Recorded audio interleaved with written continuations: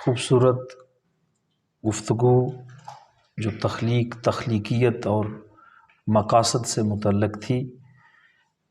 مقصد کو انہوں نے جیسے دریا کو کوزے میں بند کیا جاتا ہے ایک شعر میں بند کر دیا، لیکن میرے ذہن میں تو فوراً ناصر صاحب کا شعر اترا، اے ہم سخن وفا کا تقاضا ہے اب یہی، میں اپنے ہاتھ کاٹ لوں تو اپنے ہونٹ سی. بات نکلے گی تو پھر دور تلک جائے گی، تو ہم بلا تاخیر اس اجلاس کو آگے کی طرف بڑھاتے ہیں. اور ڈاکٹر رانا عزادار حسین ڈاکٹر صاحب اورینٹل کالج پنجاب یونیورسٹی سے فارغ التحصیل ہیں، اور اس کے بعد انہوں نے اورینٹل کو چھوڑ کر جامعہ سرگودا کا انتخاب کیا. جامعہ سرگودا سے ایم فل کیا. ایم فل میں فرہنگ پر کام کیا انہوں نے، لغت پر، لغت نویسی پر، یہ الفاظ اور معانی پر، اور کوئی کلاسیک داستان تھی جس کی فرہنگ انہوں نے تیار کی، وہ یقیناً اعلیٰ پائے کا کام ہے.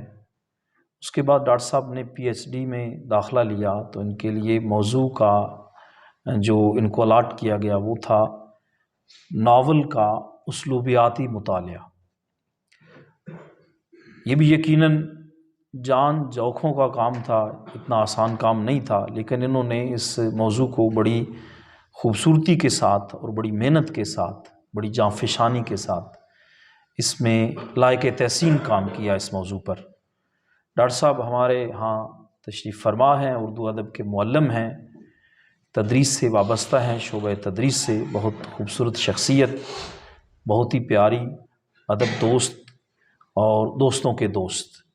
میں ڈاکٹر رانا عزادار حسین صاحب سے ملتمس ہوں کہ وہ ناول کا جو سیاسی تناظر ہے، ناول میں جو سیاست ہے، اور ناول میں جو یہ پولیٹیکل سسٹم ہے ہمارا، آمریت اور جمہوریت کا جو نظام ہے، بالخصوص ہمارے ہاں تو میں کہتا ہوں کہ بلکہ یہاں جمہوریت میں بھی آمریت ہی یقیناً ہے، deep state in the state. تو یہ جو سلسلہ ہے، اس سلسلے میں ناول نے ہمیں کیا دیا ہے اور ناول ہمیں کیا بتاتا ہے، ناول نگاروں کی اس حوالے سے کیا یعنی کہ رائے ہے اور کیا خیال ہے، اس پر گفتگو کرنے کے لیے میں ڈاکٹر صاحب سے ملتمس ہوں. ڈاکٹر صاحب آئیں اور اس پر گفتگو فرمائیں یا مقالہ پیش کریں.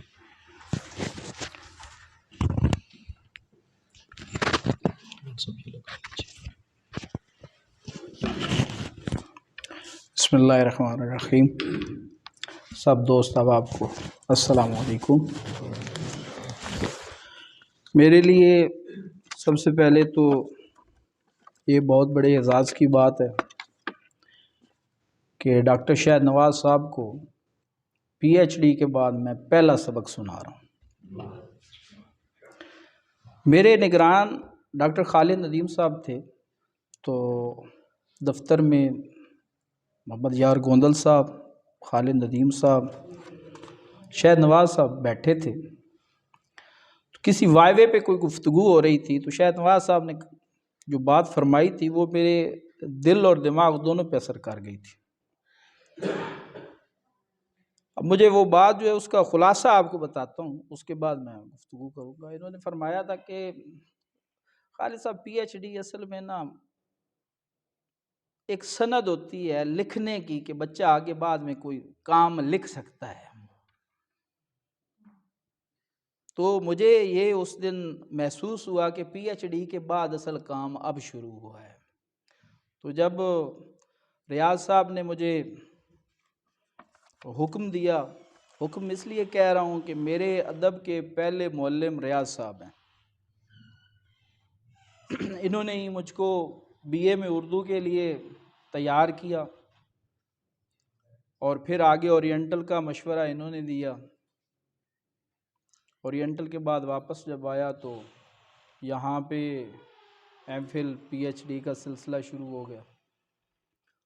اور میری یہ خوش قسمتی ہے کہ ڈاکٹر غلام عباس گوندل صاحب کے پاس میں نے ایم فل کیا، اس کے بعد ڈاکٹر خالد ندیم صاحب کے پاس. PhD का मकाला हुआ, मगर आज जो शोबा उर्दू काम कर रहा है, मैंने कई चेहरे देखे जो सरगोदा यूनिवर्सिटी शोबा उर्दू से मुंसलिक हैं। ख़ास तौर पे MPhil PhD में स्कॉलर शोबे से तल्लक उसका कम होता है, आना जाना कम हो जाता है। तो शायद नवाज़ साहब ने एक ऐसा वहाँ पे फोरम बनाया कि स्कॉलर जो है वो शोबे के साथ मुंसलिक रहा, और स्कॉलर जितने थे उनके लिए इतनी आसानियाँ पैदा की कि उनका ये सफ़र जो है वो बहुत आसान हुआ है। तो डॉक्टर साहब की इजाज़त।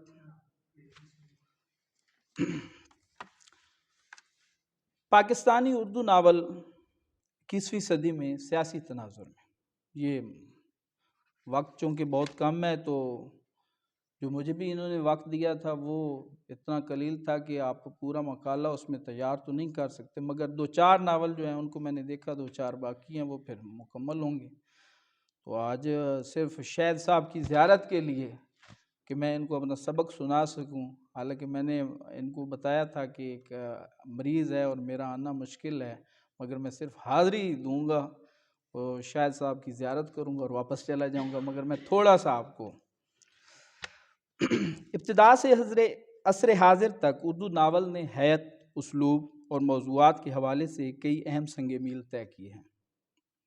उर्दू नावल में ख़ुसूसन क़याम पाकिस्तान के बाद सियासत को बतौर मौजू ख़ास अहमियत दी गई।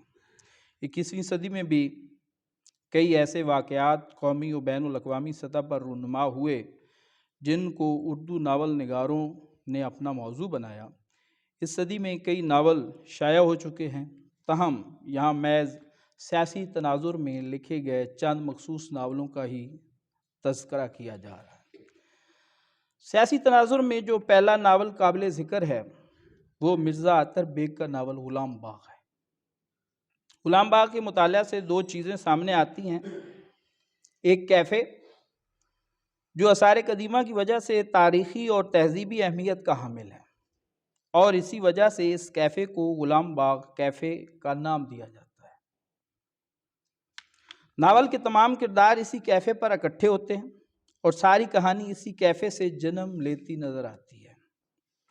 दूसरी अहम और बुनियादी चीज़ इस नावल का उन्वान ग़ुलाम बाग़ है, जो अपने अंदर कई हवालों से अलामती और इस्ताराती माने लिए हुए है।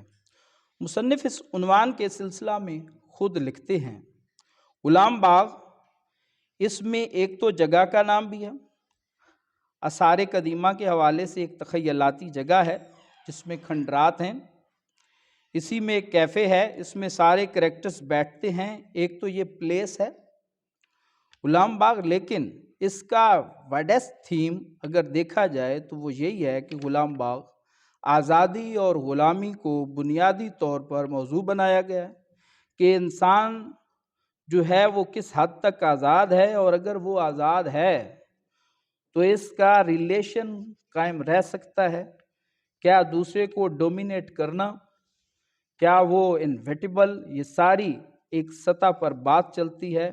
वाइडर सीन में डोमिनेंस दूसरे पर हासिल करना वो इसका एक इस्तारा है जो कि नाम से भी ज़ाहिर है। उन्वान में दोनों ग़ुलाम और बाग़ एक ख़ास अहमियत के हामिल हैं। उर्दू अदब के मज़ाहमती अदब में देखें तो कई अलामतें और इस्तारे दीगर मौज़ूआत की निस्बत ज़्यादा पुरमानी बनकर सामने आते हैं। ग़ुलामी से आज़ादी तक की जंग इंसानी ज़िंदगी में रोज़े अव्वल से जारी है। बरे सग़ीर से अंग्रेज़ हुक्मरानों के चले जाने के बाद यहाँ के मकामी लोगों के ख़यालात, रवैयों और नफ्सियात पर अंग्रेज़ों के असरात का इस नावल में जगह जगह पर इजहार मिलता है। नावल का एक अंग्रेज़ किरदार हॉफमैन है, जिसके साथ अंग्रेज़ होने की वजह से ख़ास इम्तियाजी सलूक नज़र आता है और बाज़ जगह पर उसके नाम से हिकारत भी की जाती है। मैंने हाफमैन की हिम्मत बंधाई के नवाब आखिर नवाब है, अपने साबका गोरे आकाओं की नस्ल में से किसी के साथ फड्डा डालने की कोशिश नहीं करेगा। خواہ وہ گورا جرمن ہی کیوں نہ ہو۔ ہاف مین نے کہا کہ میں تمہاری اس مابعد سامراجی منطق کو تسلیم نہیں کرتا، میں نے بعد کی بجائے نو کا تقاضا کیا جو تسلیم کر لیا۔ یہاں پر انگریز کے جانے کے بعد بھی اس کے رعب اور دبدبے کو دکھانے کی کوشش کی گئی ہے۔ دوسری جانب کبیر مہدی جو کہ اس ناول کا ایک اور اہم کردار ہے، ہاف مین سے اس کی اچھی دوستی ہے، تاہم وہ ہاف مین سے ایسے رویے کا اظہار کرتا نظر آتا ہے جیسے اپنی اور اپنے بزرگوں کی غلامی کا بدلہ لے رہا ہے۔ تم 1857 میں تو نہیں رہ رہے، انگریز کب کا جا چکا ہے، یعنی گورا صاحب رخصت ہو چکا ہے، پھر تمہارا یہ رویہ ناقابل فہم ہے۔ یہاں کے سب لوگ تو تم جیسے نہیں ہیں، تمہارے دانشور بھی۔ یورپی اقوام سے تمہاری نفرت ایک عجیب و غریب سا رویہ ہے۔ اس نفرت کی وجہ چند نسلوں کی وہ تکلیف ہے جو انگریز سامراج کی وجہ سے ان لوگوں کا مقدر بنی۔ اس تکلیف کے باوجود یہاں کے لوگوں میں سے چند ایک نے انگریز حکمرانوں کی خاص خدمت بھی کی، جو کہ اہل ہند کی ذہنی غلامی کا ثبوت ہے۔ اس بارے میں کبیر مہدی ہاف مین سے کہتا ہے، تم یہاں کے رؤساء، یہاں کے بڑے بڑے جاگیرداروں، حتیٰ کہ یہاں کی تہذیب و ثقافت کے نام نہاد علمبرداروں کی کوٹھیاں دیکھ لو، ان کے عالی شان بنگلے دیکھ لو، تمہیں وہاں ایک بھی مقامی درخت نہیں ملے گا۔ ان میں سے کوئی بھی کیکر، نیم، شریں اور شیشم کو اپنے لانوں میں اگانا پسند نہیں کرتا۔ یہ کچھ مقامی درختوں کے نام ہیں، یہ سب تمہیں ملیں گے بس سڑکوں کے کنارے۔ انگریز حکمران بر صغیر سے چلے گئے اور ہندوستان آزاد ہو گیا، لیکن اتنا وقت گزرنے کے بعد بھی ذہنی غلامی ختم نہیں ہوتی دکھائی دی۔ کبیر مہدی جو اس ناول کا مرکزی کردار ہے، وہ اسی ذہنی غلامانہ سوچ پر افسردہ نظر آتا ہے۔ وہ محرومیاں اور الجھنیں جن کو گزشتہ نسلوں نے برداشت کیا، آج اور آنے والی کئی نسلیں اس ذہنی اور نفسیاتی الجھن کا شکار رہیں گی۔ 21ویں صدی میں مستنصر حسین تارڑ کے ناول خصوصاً قلعہ جنگی اور خس و خاشاک زمانے سیاسی حوالے سے اہم ہے۔ قلعہ جنگی بنیادی طور پر افغان امریکہ جنگ کے موضوع پر لکھا گیا ناول۔ اس ناول کی ساری کہانی ایک قلعہ میں جنم لیتی ہے اور اسی قلعے کے اندر ہی اس کا اختتام ہو جاتا ہے۔ قلعہ جنگی بنیادی طور پر علامت کے طور پر استعمال ہوا ہے، اس سے مراد افغانستان ہے۔ اس سے علامت کا ادراک تارڑ کے انتصاب سے ہی ہو جاتا ہے۔ ان افغان بچوں کے نام جو بارودی سرنگوں کا شکار ہو کر اپاہج ہو گئے اور جو کسی فٹ بال میچ میں کھلاڑی نہیں ہو سکتے، صرف گول کیپر ہو سکتے۔ اس ناول میں تمام واقعات اس قلعے میں بند انسانوں کی زندگیوں کے گرد گھومتے ہیں جو اپنی بقا کے لیے لڑ رہے ہیں، مگر موت ان کی منتظر ہے اور ان کا مقدر بن چکی ہے۔ یہ موت سے بچنے اور زندہ رہنے کی انسانی خواہش کی غرض سے حرام و حلال کی تمام تر معاشرتی اور مذہبی اصول بھول چکے ہیں۔ ناول کی ابتدا میں ہی 7 مجاہدین کے مابین ایک مکالمہ اس صورت حال کو پیش کرتا نظر آتا ہے۔ گھوڑا ہے کہاں؟ اوپر قلعہ جنگی کے صحن میں۔ میں نے کہا تھا نا کہ ہے، سنو اگر اسے پکڑ لیں تو کھا سکتے ہیں۔ کس کو؟ گھوڑے کو۔ گھوڑا حلال ہوتا ہے؟ اگر نہیں ہوتا تو کیا تم اس کو نہیں کھاؤ گے؟ کھاؤں گا۔ یہ کہانی چونکہ 7 مجاہدین کی ہے جو اس قلعے میں موجود شدید زخمی ہونے کے باوجود بھوک اور پیاس سے لڑ رہے ہیں۔ انہوں نے خود کو قلعے کے تہہ خانے میں چھپایا ہوا ہے۔ قلعے کے باہر لاشوں سے تعفن ان کو تہہ خانے میں محسوس ہو رہا ہے۔ دشمن کا خوف اور بھوک پیاس کی صورتحال میں سب ایک ایسی کشمکش میں ہیں کہ اب کریں کیا۔ اسی سوچ میں ہوتے ہوئے وہ اس گھوڑے کو کسی نہ کسی طرح مار دیتے ہیں اور اپنی زندہ رہنے کی خواہش میں حلال و حرام کا تصور بھلا بیٹھتے ہیں۔ دنیا کے ہر مذہب میں کسی نہ کسی صورت میں حلال و حرام کا تصور موجود ہے، مگر بھوک میں ہر مذہب کا انسان ان اصولوں کو بھلا دیتا ہے۔ اس کو یا تو بھوک کی وجہ سے موت کو گلے لگانا ہوتا ہے یا پھر حرام کھانا پڑتا ہے۔ ان دونوں میں سے کسی ایک کا انتخاب کرنا ہوتا ہے۔ قدیم دور سے آج جدید دور تک انسان کا سب سے بڑا مسئلہ بھوک رہا ہے، خاص طور پر جنگوں سے انسانوں کے لیے بھوک، پیاس، افلاس، غلامی اور ذلت کے سوا کچھ بھی حاصل نہیں ہوا۔ ناول میں روس میں پیدا ہونے والی صورتحال کو بڑے خوبصورت انداز میں تارڑ نے پیش کیا۔ سرمایہ دار قوتوں نے اگر سوویت یونین کو منتشر کر دیا تو کیا اب صورتحال پہلے سے بہتر ہو گئی ہے؟ جہاں پہلے پارٹی پروپیگنڈے کے پمفلٹ اور کتابچے چھپتے تھے تو اب ان کی جگہ پورنوگرافک میگزین اور گلیمرس جرائد چھپتے ہیں۔ تو کیا یہ آزادی ہے؟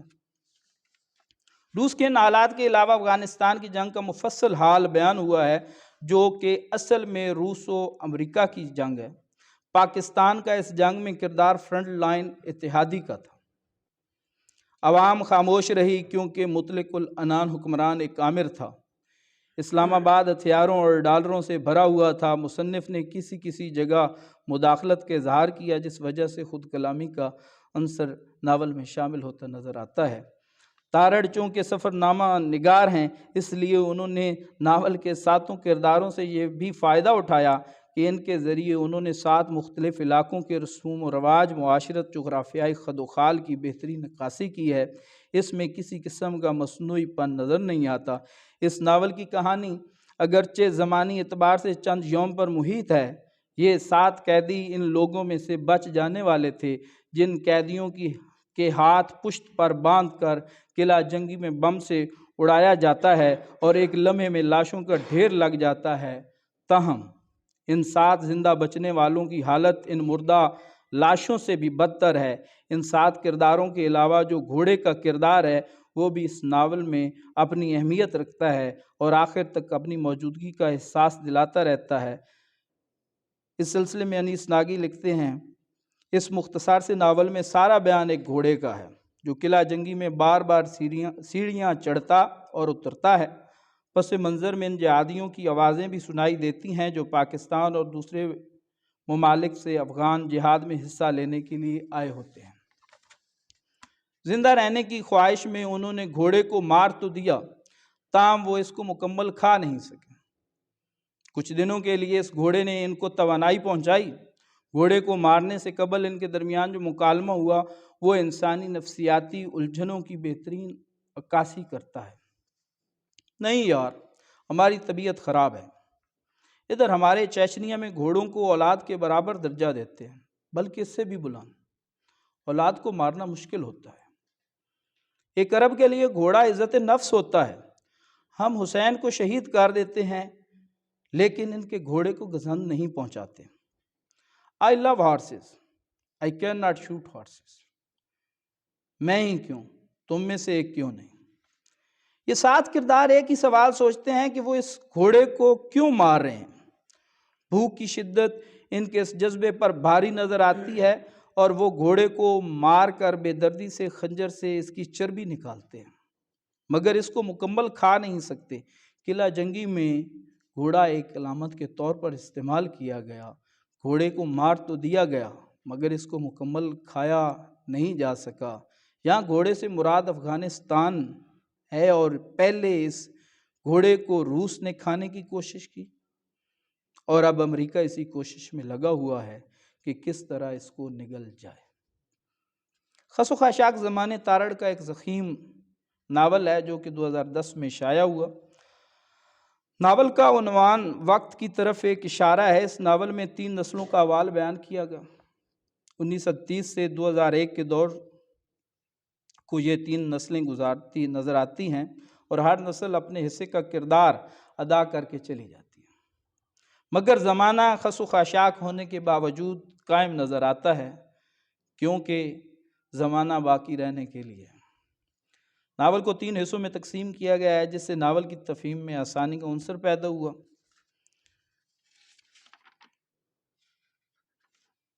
میں تیسرا حصہ جو سیاست سے متعلق ہے اسی کو ہی میرے خیال میں پڑھ لوں۔ ناول کے تیسرے حصے میں ناول کا ایک اہم کردار انعام اللہ نیو یارک کی سڑکوں پر ٹیکسی چلاتے ہوئے نظر آتا ہے۔ انعام اللہ ایک ادیب بھی ہے۔ یہاں اپنا دوسرا ناول ٹیکسی ڈرائیور از اے پرسٹیوٹ لکھتا ہے، جو ناشر کے کہنے کے باوجود شائع نہیں کرواتا، جبکہ اس ناول کی اشاعت اس کے کئی معاشی مسائل کا حل بھی ہے۔ اس کے دماغ پر 11 ستمبر کا سانحہ کافی اثر ڈالے ہوئے ہے، کیونکہ جب یہ سانحہ رونما ہوا تو وہ انہی بلند و بالا عمارتوں کے درمیان ہوتا ہے اور ان عمارتوں کو ڈھیر ہوتے ہوئے خود دیکھتا ہے، جس کی وجہ سے وہ کافی غمگین بھی ہے، مگر وہ اس آزاد معاشرے میں محض اس وجہ سے گھٹن محسوس کر رہا ہے کیونکہ وہ پاکستانی اور مسلمان ہے۔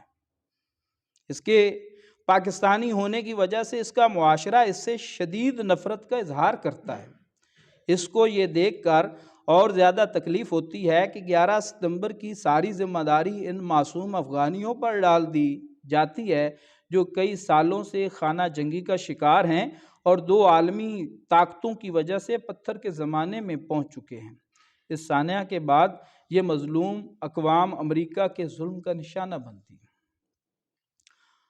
بابل کے میناروں کے انہدام کے پورے 28 روز بعد اس ملک پر، جو پہلے ہی تباہ حال اور برباد تھا، مقدس امریکہ جہاد کے ثمرات تلے جھکا جاتا ہے، یہاں تک کہ اس کا ہر بڑا شہر کھنڈر بن چکا تھا اور روس کی بچھائی ہوئی لینڈ مائنز کی بدولت ہر تیسرا بچہ اپاہج ہو چکا تھا، یہاں تک کہ بچے بھول رہے تھے کہ کیا کسی بچے کی 2 ٹانگیں بھی ہو سکتی ہیں اس وسیع ویرانوں، صحراؤں اور بلندیوں والے ملک پر۔ انعام اللہ ایک حساس دل کا مالک انسان ہے۔ اس زیادتی کو برداشت کرنا اس کے لیے مشکل امر ہے۔ وہ یہ سوچ کر کانپ جاتا ہے کہ کیسے چند لوگوں کے اس جرم کی سزا پوری ایک قوم کی نسلوں کو دی جائے جس جرم کی ان کو خبر تک نہیں۔ یہی سوچ کر وہ تنہائی کا شکار ہو جاتا ہے اور بعد میں امریکہ چھوڑ دیتا ہے۔ شہباز سے شادی کے بعد انعام اللہ اپنا ناول اسپیرو آر ڈیڈ کو شروع کرتا ہے۔ تخلیق کار معاشرے کا حساس ترین فرد ہوتا ہے۔ وہ معاشرے میں ہونے والی زیادتیوں اور مظالم کو دیگر انسانوں کی نسبت زیادہ محسوس کرتا ہے۔ تخلیق کار کسی بھی طرح سے اپنے معاشرے میں استحصالی قوتوں سے ٹکرا کر خود کو ختم کرنے کا خواہش مند ہوتا ہے۔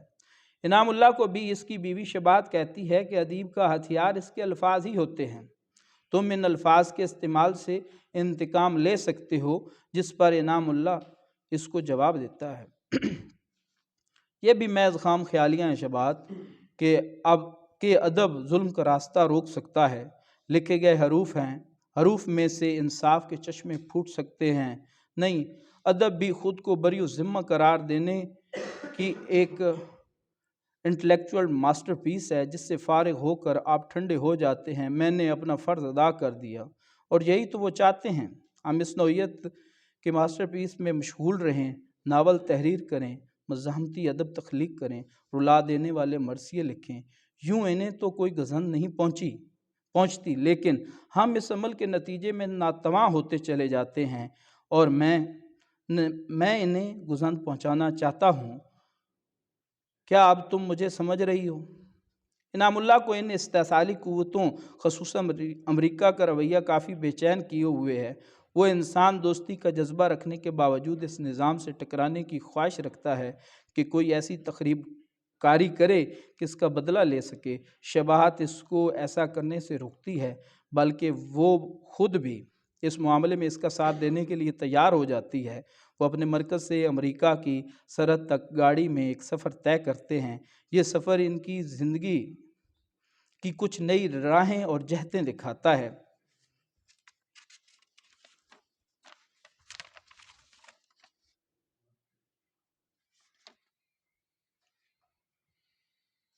ناول کے اس حصے میں تارڑ ایک خاص قسم کا رجائی طرز احساس پیدا کرتے ہیں کہ انسان نئے آدم کی تلاش میں ہے۔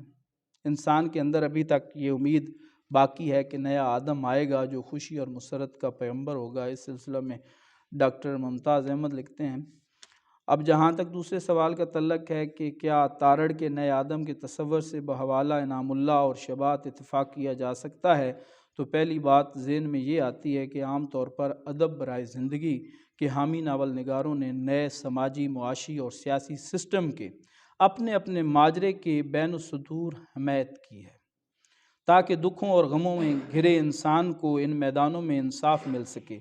مسئلہ یہ ہے کہ تشکیک اور خواب کے بھنور میں گرفتار ہمارے خطے کے لوگ مستقبل کے بارے میں یقین سے تو کچھ نہیں کہہ سکتے، بہتر ہے ہم اسے اپنے آنے والے وقت پر چھوڑیں۔ ناول میں ہندوستان کی تقسیم سے قبل کے حالات بھی بیان کیے گئے۔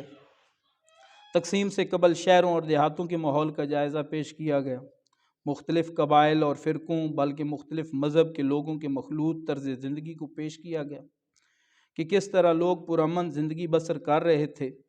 گجرات کے گاؤں دنیا پور میں جاٹ برادری کے دو خاندان جو مختلف مذہب کے پیروکار تھے مگر خوشی غمی میں ایک دوسرے کے ساتھ کھڑے ہوتے تھے، لینا سنگھ اور بخت جہان کی دوستی ایک بہترین مثال سمجھی جاتی تھی۔ اس طرح کے کئی واقعات مصنف نے تقسیم ہندوستان سے قبل کے پیش کیے جن سے پیار، محبت اور خلوص کا پیغام ملتا ہے۔ ناول کی کہانی جیسے ہی آگے بڑھتی ہے تو تارڑ نے ان حالات کو تقسیم کی وجہ سے بدلتا بھی دکھایا اور سیاسی اثرات کو ظاہر کیا۔ اس تقسیم کے نتیجے میں ہونے والی خون ریزی اور مشرقی پاکستان میں ہونے والے مظالم اور زیادتیوں کا اظہار اس ناول میں واضح نظر آتا ہے۔ سنگھ کے اپنے بیٹوں کا جنگ میں ایک دوسرے کے خلاف آ جانا، شباہت کی والدہ کا اجتماعی زیادتی کا نشانہ بن جانا، وہ تکلیف دہ انسانی المیہ ہے جسے آج کا انسان بھی محسوس کر سکتا ہے۔ ناول میں آمروں کے رویوں کو واضح انداز میں پیش کیا گیا ہے، وہ کس طرح عوام کو بڑے بڑے معاملوں میں بے خبر رکھتے ہیں۔ جنرل نیازی کے ہتھیار ڈالنے کی تقریب اس وقت بھی لوگوں کو پرنم کر دیتی ہے۔ ان آمروں کی بزدلیوں کو تارڑ نے بڑے طنزیہ انداز میں پیش کیا۔ بس یہ دو کوٹیشنیں ان کی سنا دوں اس کے برابر میں براجمان اس کا حریف جو ابھی ابھی نہایت فرما برداری سے اپنے رینک اتار کر میز پر رکھ چکا تھا اور اپنا پستول ان کے برابر میں رکھ کر اس شخص کی جانب دیکھتا ہے۔ سر کہاں دستخط کرنے ہیں؟ مجھے کسی قسم کی حاجت نہیں، میرے قلم میں اتنی سیاہی بھری ہوئی ہے کہ میں ایسی ہتھیار ڈالنے والی ہزاروں دستاویزات پر دستخط کر سکتا ہوں کہ میرے قلم میں بغیرتی کی سیاہی بھری ہے۔ یہ وہ لمحہ تھا جب اس سروڑے نے ایک دستاویز پر دستخط کر کے اسے سرکا کر اپنے برابر بیٹھے بونے کے آگے کیا اور قلم اس کی جانب بڑھا دیا، اور اس قلم کو وصول کرتے تھامتے نہ تو بونے کی انگلیاں لرزیں، نہ ہی ان انگلیوں کی پوروں میں غیرت اور حیا کی کوئی سرخی پھوٹی۔ اگر کوئی دیکھ سکتا تو اس قلم کے اندر جو سیاہی تھی اس کا کلیجہ بھی کٹ گیا اور وہ خون میں بدل گئی۔ اس سے بیشتر مردہ مینڈک کی آنکھوں والے ایک جنرل نے عقیدے کے نام پر پورے ملک کو رہن رکھ لیا تھا اور پھر آسمان پر اٹھا لیا گیا تھا۔ یہ جنرل کبھی خود سے نہیں اٹھتے، ہمیشہ اٹھائے جاتے ہیں۔ ناول میں مصنف نے ان تمام عوامل کو پیش کرنے کی کوشش کی جن کی وجہ سے انسان کے خون کے پیاسے ہوئے گہری دوستیاں دشمنیوں میں بدل گئیں۔ ان عوامل میں مذہب بھی شامل ہے۔ ناولوں میں مذہب کے سلسلہ میں محمد غیاث الدین نے بھی لکھا ہے، مذہب کے لیے کوئی جان لیتا ہے، مذہب کے واسطے کوئی جان دیتا ہے۔ سیاست کبھی مذہب کو ہڑپ کر جاتی ہے، مذہب کبھی سیاست کو اپنے پنجے میں کر لیتا ہے۔ اقتصادیات کبھی مذہب کو کمزور کر دیتی ہے اور کبھی اقتصادیات مذہب کی شاگرد بن جاتی ہے۔ تاریخ کبھی مذہب کو استعمال کرتی ہے اور مذہب کبھی تاریخ کو کھلونا بنا لیتا ہے۔ ایسے عمل اور رد عمل کی ہزاروں کہانیاں ان ناولوں میں موجود ہیں۔ ناول میں انہی حالات کو پیش کیا گیا ہے کہ کیسے سیاسی حالات نے نئی نسلوں کی زندگیوں کو متاثر کیا۔ عصر حاضر اور ماضی کے ادب کو سمونا مشکل امر ہے۔ اگر ادب میں پیش کیے جانے والے حالات و واقعات کا تعلق تاریخ اور سیاست سے ہو تو تخلیق کار کے لیے مشکل صورتحال پیدا ہو جاتی ہے، کیونکہ ان معاملات پر مصنف کا اپنا ذاتی موقف ہوتا ہے اور یہ بھی ممکن ہے کہ دیگر لوگوں کا موقف اس سے اختلاف رکھتا ہو۔ تاہم کئی تخلیق کاروں نے شدید مخالفت کے باوجود اپنے موقف کا اظہار کیا اور وقت کے ساتھ اس موقف کو قبول کر لیا گیا۔ شکریہ۔